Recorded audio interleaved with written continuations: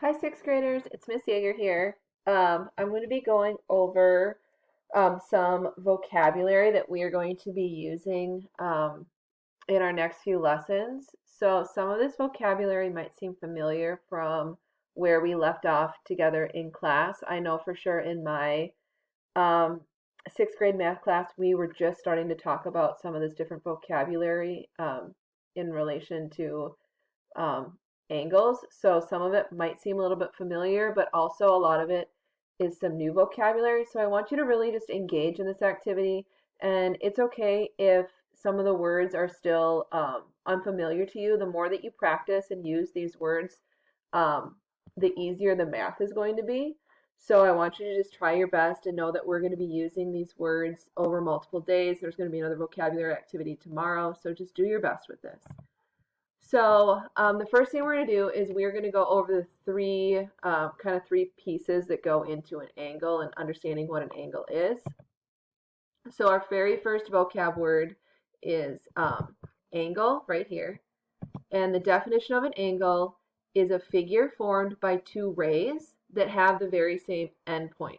And so what that looks like in an example is this is an angle, and you see that there are two rays. So we have one ray here and another ray over here, and they are sharing the same endpoint.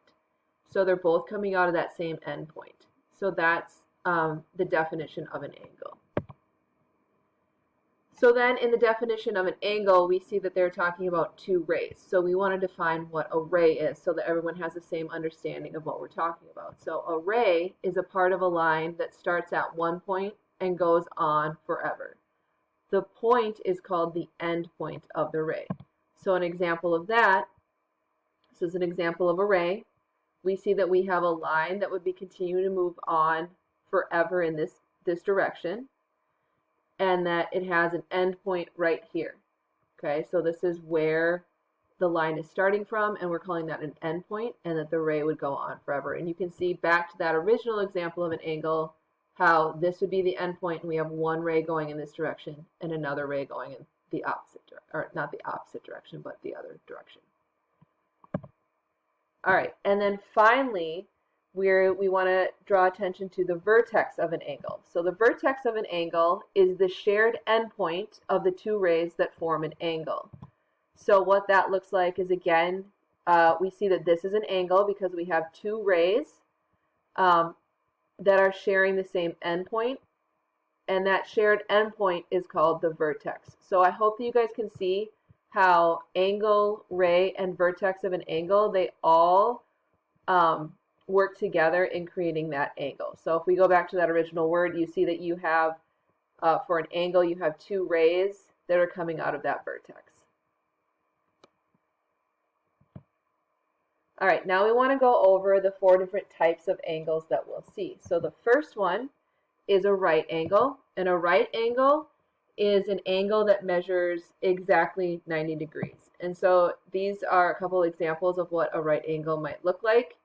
You can see that if you would measure this with a protractor, the measure of the angle right here would be 90 degrees, and you can see that they are noting that it is 90 degrees by putting that little box or that little square into the angle so that you can see that it measures exactly 90 degrees. The next type of angle that we have is obtuse. An obtuse angle is an angle that measures more than 90 degrees but less than 180 degrees.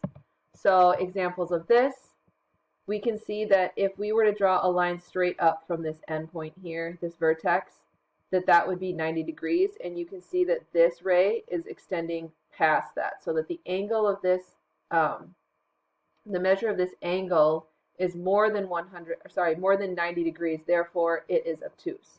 And you can see this over here too. If we were to measure this angle right here, you would see with a protractor that it is greater than 90. Our third type of angle is an acute angle. An acute angle is an angle that measures less than the 90 degrees. So you can see that this is a smaller angle than what we saw over here and over here. So Anytime that you're measuring an angle and it measures less than 90 degrees, that is an acute angle. And then finally, our straight angle, and that's an angle that measures exactly 180 degrees, and it forms a line. So you can see that if you were to measure this with a protractor, it would be 180 degrees, and it forms a straight horizontal, or if you were to put it up this way, vertical, it forms a straight line. Okay? The next thing we want to go over are vertical and adjacent angles. So this is where we're kind of getting into some new vocabulary from my understanding of what you guys have been exposed to in math. So the first angle we're going to talk about here is a vertical angle.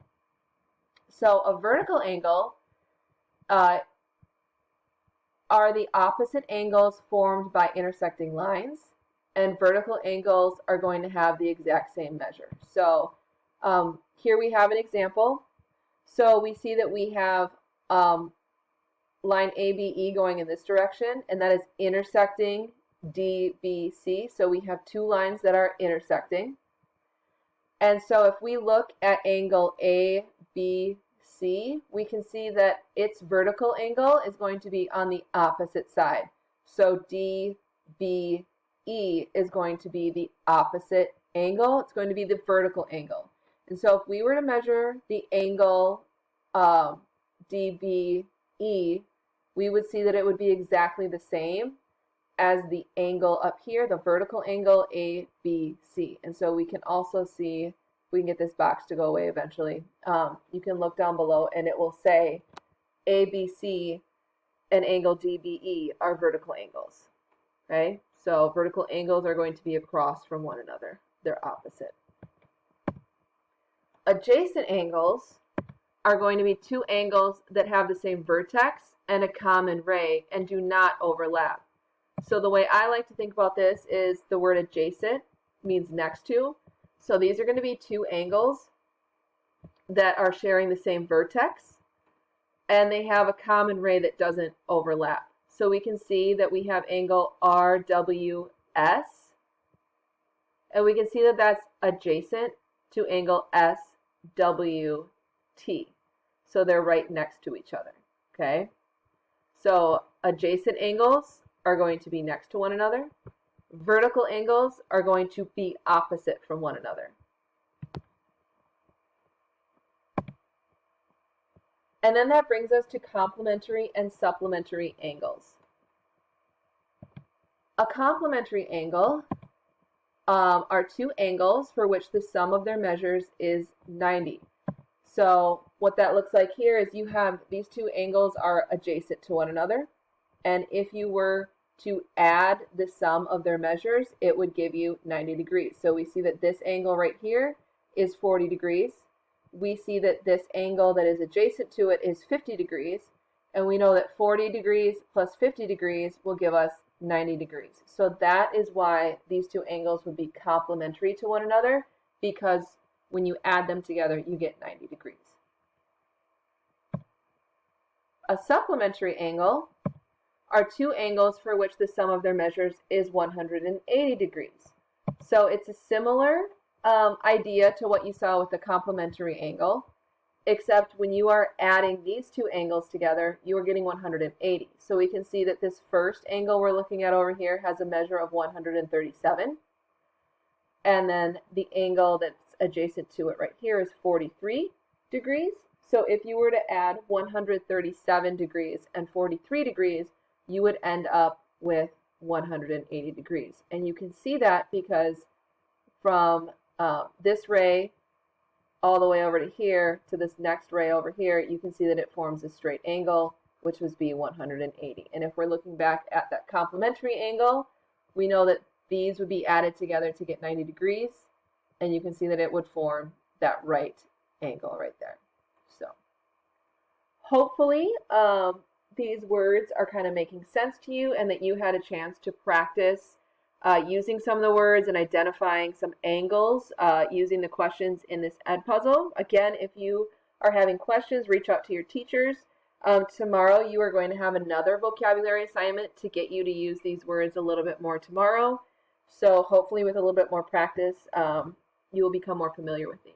So thank you, and I will talk to you later. Bye.